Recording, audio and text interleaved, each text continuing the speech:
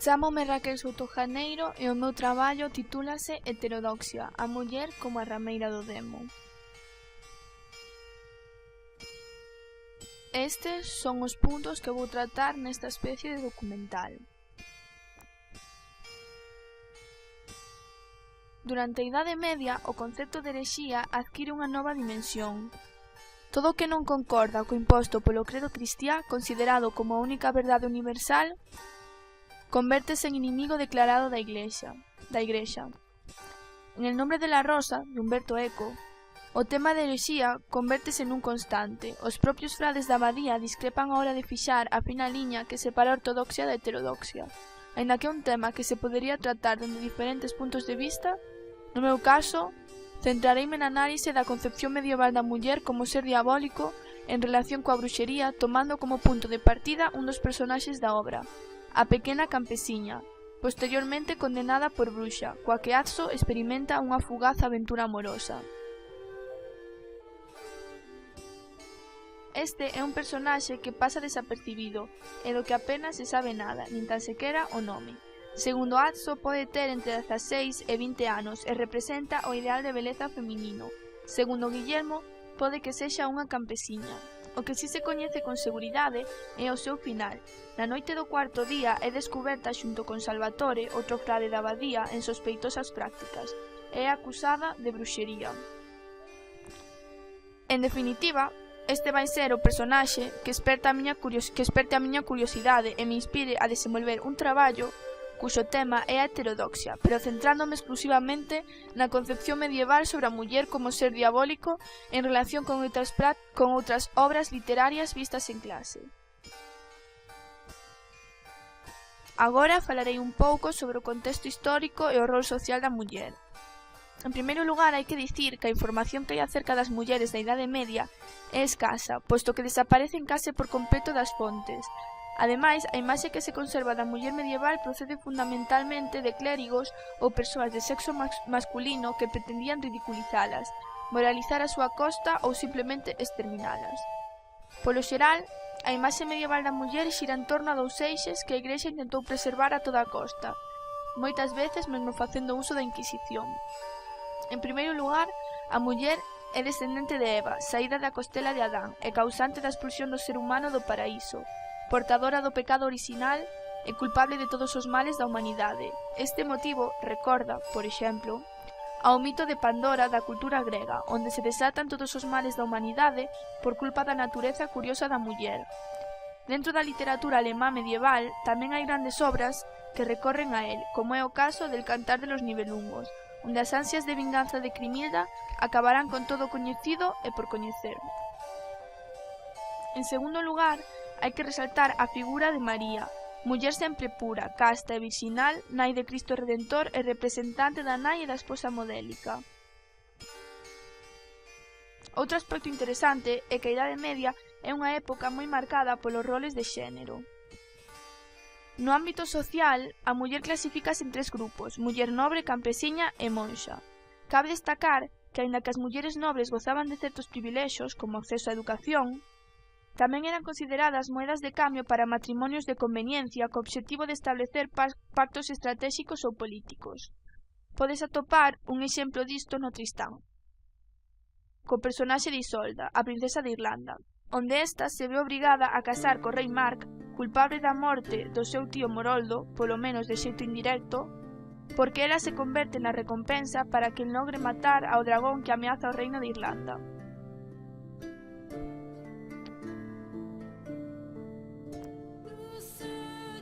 No referente ao carácter, a castidade convértese nunha das virtudes máis importantes da muller, en un dos principais debates de discusión do clero. A muller soamente debe ter relacións sexuais dentro do matrimonio e coa fin de continuar a especie, non debe existir o goce carnal. Na lírica cortesá, a muller ideal é pola súa banda casta, prudente, traballadora, honrada, calada, fermosa, culta e maternal co seu cabaleiro. Aínda que aparentemente a muller se converte na protagonista, ela continúa a desenvolver un papel pasivo. Non é ela o ser que ama, senón o ser amado. E, ademais, teóricamente é capaz de facer sufrir ao amante. No referente ao físico, a muller fermosa é aquela que cumpre o modelo clásico de ventre e peitos prominentes, pel clara e cabelos rubios e rizados. Este é un canon de beleza demasiado idealizado para unha época onde a meirande parte das mulleres, exceptuando a nobreza, se ven obrigadas a traballar duramente para poder sobrevivir. Chegado a este punto é onde comeza o verdadeiramente interesante. Os altos cargos religiosos da Idade Media aterráballes a posibilidade de que a herexía se estendese pola sociedade e que as mulleres da época romperan co seu tradicional rol, adquiriran conciencia sobre o control do seu corpo e da súa sexualidade ou se converteran en rivais que quixesen ocupar os seus cargos políticos e religiosos. Polo tanto, xurdiu a necesidade de silencialas e deslegitimalas, dende un punto de vista social, económico e xurídico. O discurso eclesiástico vai ser un dos principais medios co que lograr este obxectivo, por medio do recrudecemento do discurso patrístico e deslegitimando o saber empírico feminino. Curandeiras, sanadoras, adiviñas, tolas, enfermas, lesbianas, anciás, viúvas, intelectuais, mulleres con algún tipo de tara física, prostitutas, matronas e moitas outras serán acusadas de bruxas. Con respecto aos pais da filosofía e as súas teses sobre a inferioridade da muller, quero facer un breve inciso. Unha ampla colección de escritos filolóxicos, fisiolóxicos e xurídicos procedentes da antigüidade acusan a muller a nivel psicolóxico de ser menos intelixente e ter menos capacidades que un home.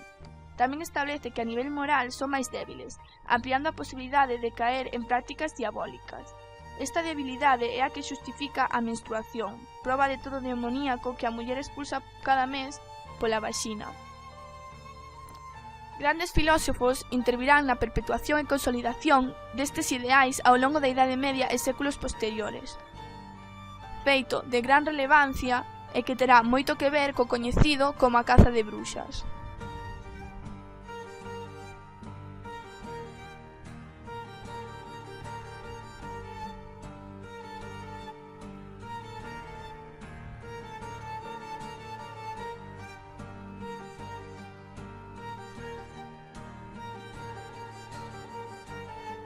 Os tratados destes pais da filosofía son en parte causantes de dous feitos moi importantes durante a Idade Media. En primeiro lugar, son o motivo de que esta fose unha etapa escura e moi restrictiva para o sexo feminino. En segundo lugar, os argumentos destes filósofos e teóricos van xustificar a purga de moitas mulleres durante a caza de bruxas.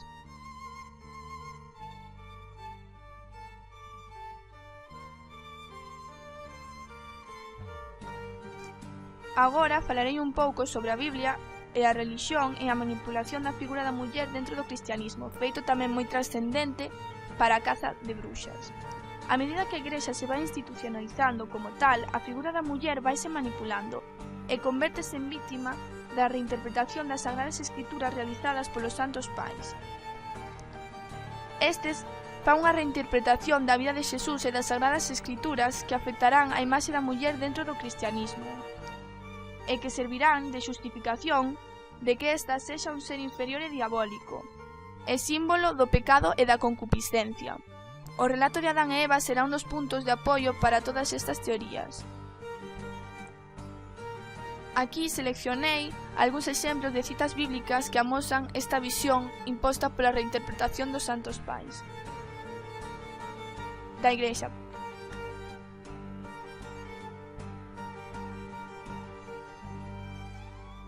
Tamén hai que dicir que a Igrexa perpetuou unha brutal sexualización do corpo da muller. Este pasou a converterse nunha tentación para o estamento clerical, obrigado a gardar o celibato. Xurdiu a visión de que a muller era o activo do mal, capaz de tentar ao home en forma de súcubo, e de que o acto sexual era unha actividade pérfida e fétida. Quizais este é o motivo de que Atso, en El nombre de la rosa, se quede extasiado despois de manter relacións sexuais coa rapaza, a campesiña da que falei ao principio, posto que para él a experiencia foi totalmente contraria ao que transmitía o credo cristián. En definitiva, a muller é necesaria para a reproducción, pero a súa sexualidade convértese nunha perigosa e temida arma que a Igrexa ten que controlar. Evitar que o clero cometa faltas deste estilo convértese nun dos principais obxectivos desta. En El nombre de la rosa pódese ver plasmado este tema, que un frade manteña relacións sexuais con mulleres é considerado unha falta grave. Porén, é curioso que o frade Guillermo e Azzo non se sorprendan ao descubrir que algúns dos frades, concretamente Remigio e Salvatore, intercambian comida por sexo con rapazas da aldea, como se iso fose habitual no clero. Mesmo a reacción despreocupada do frade Guillermo, cando Azzo se confesa pola súa falta, confirma esta teoría. El nombre de la Rosa describe dous interesantes puntos de vista con respecto á dominante visión diabólica da muller na Idade Media. Por un lado, Hubertino e Bernardo Gui convértense nos principais representantes da concepción misóxina da muller como ser maligno, fonte de tentación e de perdición. Por outro lado, hai que destacar a visión do frade Guillermo, que ao longo de toda a obra amosa unha interesante, comprensiva e moderna visión sobre temas deste estilo. Aínda que recoñece a muller como fonte de tentación, non a considera unha criatura diabólica e descríbea máis ben como unha criatura de Deus, dotada de grandes dons. A medio camiño entre a primeira e a segunda visión, atópase o confuso Azzo. En ocasións adopta unha posición próxima de Hubertino, pero a medida que avanza a obra, a súa visión vai cambiando. Todo dito ata agora describe a visión misóxina da sociedade medieval, pero non o motivo da expansión da crenza de bruxas. A fácil expansión desta crenza en bruxas durante a Idade Media ten moito que ver, entre outros factores, coa imperante presenza da Igrexa en todas as actividades cotiáns e coa extrema sacralización destas, o que permitía manipular as clases populares con maior facilidade. Que a sociedade crea no demo e sinta temor cara a él é unha situación moi proveitosa para a xerarquía eclesiástica, para xerar control sobre os crentes e evitar que estes comecen a cuestionarse ou a deslegitimar a autoridade eclesiástica. O demo convértese rapidamente nunha obsesión, que acabará xerando unha especie de psicose persecutoria colectiva. Todos aqueles sucesos que non tiñan explicación ou perxudicaban de alguma maneira a xente eran achacados ao demo. Epidemias, malas colleitas, nenos con deformacións físicas, condicións climatolóxicas adversas. Inicias así unha etapa chea de supersticións e historias demoníacas que impiden distinguir o mito da realidade. A iconografía cristiá desta época amosa esta visión. En El nombre de la Rosa hai partes onde se dá a entender esta visión tamén. En este contexto, e por motivos xa citados, que se inicia o proceso de demonización da muller. No século XV, a bruxería convértese nunha das principais preocupacións eclesiásticas. Proba disto son a confección da bula Summis Desiderantus Affectivus do ano 1484 e a publicación do Malleus Maleficarum de 1487. A bula Summis Desiderantus Affectivus derroga o canon episcopi do ano 906, onde a Igrexa promulga que a crenza en bruxas é unha herexía. A raíz desta bula, Crama e Sprenga son enviados a Alemania a realizar as primeiras cazas de bruxas da historia. Ademais, todo isto serve de inspiración para a escritura do Malleus Maleficarum, tamén coñecido como Martelo das Bruxas, onde se plasma a descripción, a caza, o enxuzamento, a tortura, a queima, a condena e o castigo daquelas persoas consideradas bruxas. Expón, ademais, a clara relación entre muller e herexía. Ademais, explica como é necesaria a tortura para chegar á confesión. Isto plasmase na obra del nombre de la Rosa, cando se obriga a Salvatore e a Remigio a confesar. Non importa o que digan, soamente se quere escoitar o que se quere oír para poder castigalos. Isto é o que se viña a realizar basicamente nos xuizos contra as consideradas como bruxas. Unha simple acusación pública tiña validez suficiente para levar a unha bruxa a xuízo. E se alguén defendía a súa inocencia, este estaba considerado como alguén embruxado. Como Malleus Maleficarum, a bruxería popularizouse rapidamente en países católicos e protestantes.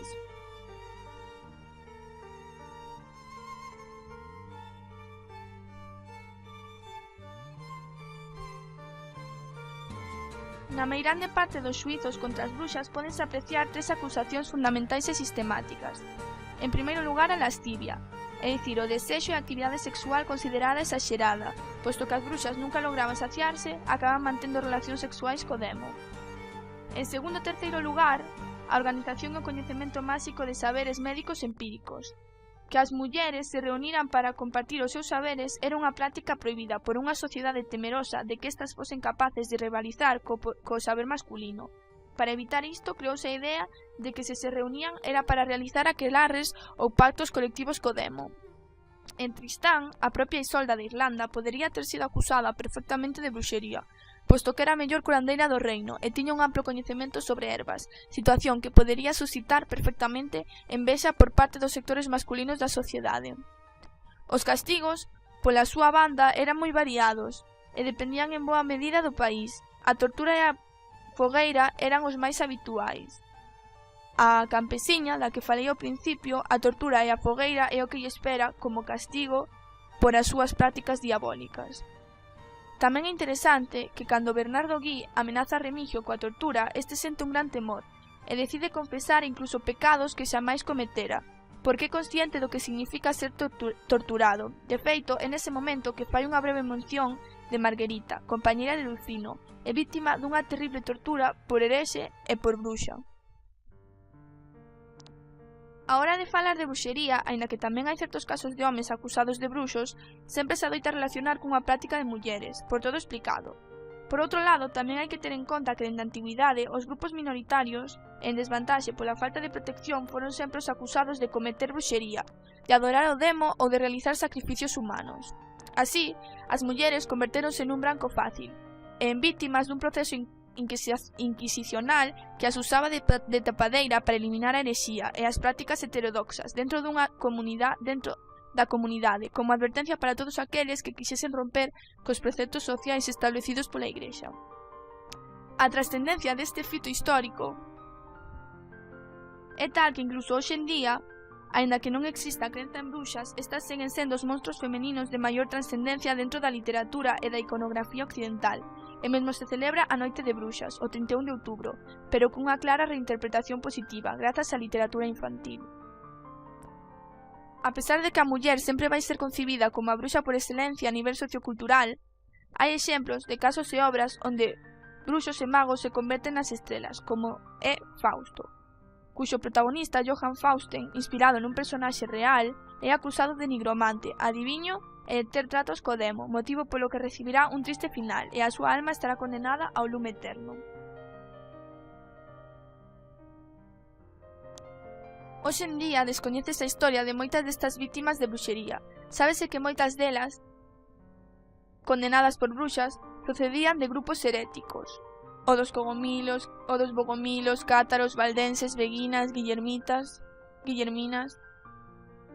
Algúns destes son citados en el nombre de la Rosa. Pertencer ou ter pertencido a algúns destes movimentos no pasado era castigado coa morte. Remigio e Salvatore son vítimas deste castigo tras confesar as súas antigas simpatías con Lucino. En este contexto, especialmente destacable o papel das beguinas, un movemento xurdido en Bélxica no século XII. Estas eran mulleres intelectuais que decidiron dedicarse á caridade e abandonar o seu rol de esposas e monxas para dar a coñecer a palabra de Deus. Aínda que ao principio contaron co apoio da Igrexa, máis tarde foron perseguidas pola Santa Inquisición, acusándoas en numerosas ocasións de practicar bruxería.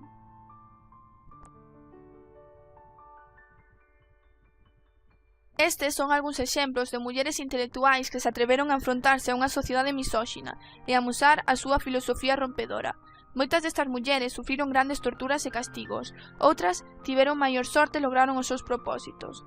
O que sí é interesante destacar é que a actuación destas mulleres inspirou a outras posteriores na súa loita en busca da igualdade de dereitos.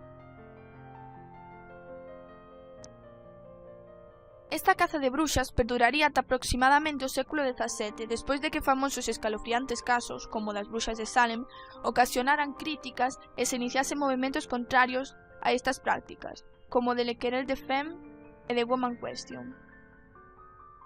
A visión patriarcal da Igrexa foi desaparecendo, polo menos en certa medida, e esta recoñeceu o importante papel de numerosas religiosas ao longo da historia, pero no seu momento acusadas de bruxas e condenadas por iso. A Idade Media é unha etapa de luz e sombra, moi marcada polo teórico papel redentor da Igrexa de preservar os principios de orde social e da fe. Estes lideraron unha violenta loita contra os nacentes movementos heterodoxos deste período. Atacaron aos lectores minorizados e ameazantes dunha poboación cambiante, a modo de advertencia. Moitas mulleres pagaron o prezo, sendo acusadas e condenadas por bruxas nunha época na que a obsesión pola correcta ortodoxia, a loita contra a heterodoxia e a psicose persecutoria de bruxas levan moitos a ser incapaces de discernir os límites entre o real e o imaginario.